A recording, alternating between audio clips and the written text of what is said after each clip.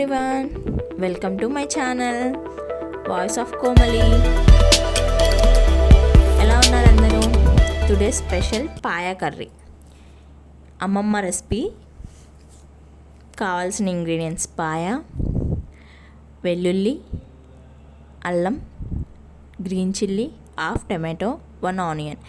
ఇవన్నీ గ్రైండ్ చేసి పక్కన పెట్టుకోవాలి. ఆ తర్వాత వాష్ చేసిన పాయా, ఇందాక హాఫ్ పక్కన పెట్టాం కదా, ఆ టమాటో యాడ్ చేసుకోవాలి. 2 ఆనియన్స్ అండ్ 2 గ్రీన్ చిల్లీ. మనం ఆల్రెడీ గ్రైండ్ చేసి పక్కన పెట్టుకున్న మసాలా యాడ్ చేసుకోవాలి.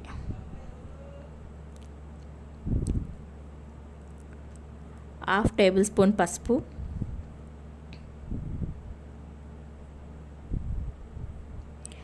వన్ టేబుల్ స్పూన్ కొబ్బరి powder and 1.5 spoon chilli powder. Non veg కాబట్టి కొంచెం ఎక్కువే పడుతుంది, మీ స్పైసీకి తగ్గట్టు మీరు యాడ్ చేసుకోండి. 1.5 స్పూన్ క్రిస్టల్ సాల్ట్, నేను ఇక్కడ క్రిస్టల్ వాడుతున్నాను, మీరు ఏది యూస్ చేస్తే అది. And half tablespoon garam masala, ఇది homemade garam masala. And oil.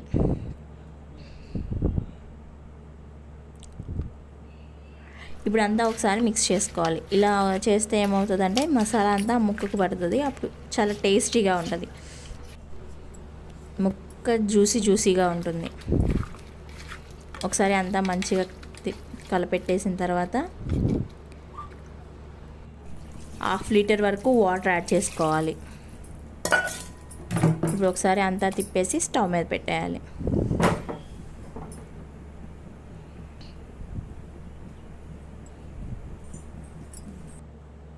ఈ కర్రీ రైస్లోకైనా చపాతీకైనా, ఎస్పెషల్లీ టిఫిన్స్లో ఇడ్లీ, దోశ, వడ చాలా టేస్టీగా ఉంటుంది. ఒకసారి ట్రై చేసి నాకు కామెంట్ చేయండి.